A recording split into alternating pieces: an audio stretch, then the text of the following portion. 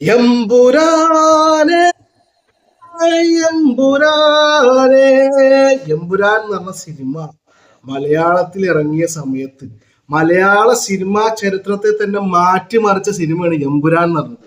എമ്പുരാൻ എന്ന് പറഞ്ഞ സിനിമ അതിന്റെ ലെവല് എന്ന് പറഞ്ഞു കഴിഞ്ഞാൽ ഒരു എന്താ പറയാ, മലയാള സിനിമ ഇന്നേ വരെ കാണാത്ത ലെവലിലാണ് അത് ചിത്രീകരിച്ചതും അതിന്റെ ബഡ്ജറ്റും അതിന്റെ എല്ലാ ടെക്നിക്കലും പരമായിട്ടുള്ള എല്ലാ കാര്യങ്ങളും നോക്കിക്കഴിഞ്ഞാൽ ഇന്നേ വരെ മലയാള സിനിമ കാണാത്ത ലെവലിലാണ് എമ്പുരാൻ എന്ന് പറഞ്ഞ സിനിമ ചിത്രീകരിച്ചത്.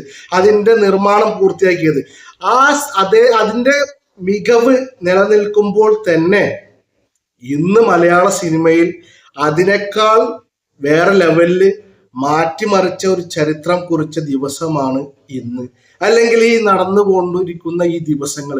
കാരണം ഇന്ത്യൻ സിനിമയുടെ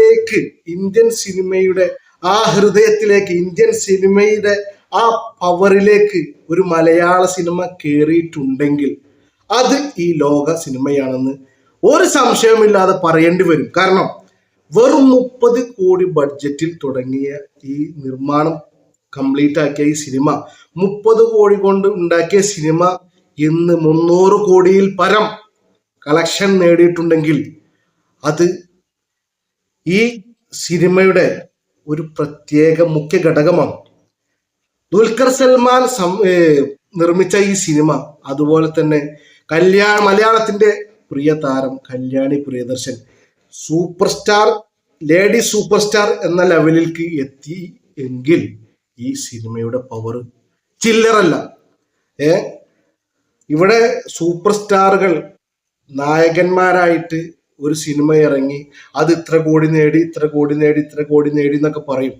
പക്ഷെ ഒരു ലേഡി സൂപ്പർ സ്റ്റാറിന്റെ പവർ കൊണ്ട്, ലേഡി സൂപ്പർ സ്റ്റാറിന്റെ കരുത്ത് കൊണ്ട് ഒരു സിനിമ ഇത്രയും ബഡ്ജറ്റ് പിടിച്ചിട്ടില്ല.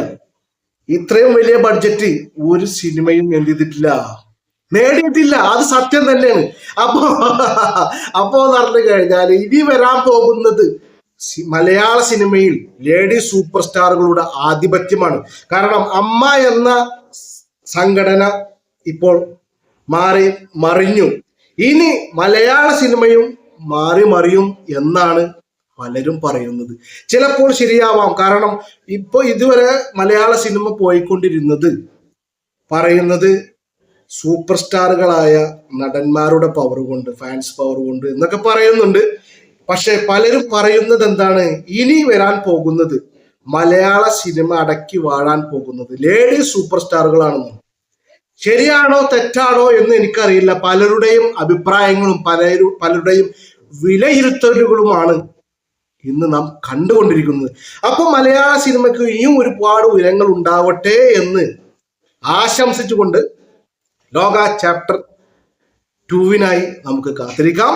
അപ്പൊ ലോക ചാപ്റ്റർ 1 അതിന്റെ വിജയയാത്ര തുടർന്നു കൊണ്ടിരിക്കുന്നു. അപ്പൊ എല്ലാവർക്കും നന്ദി, നമസ്കാരം.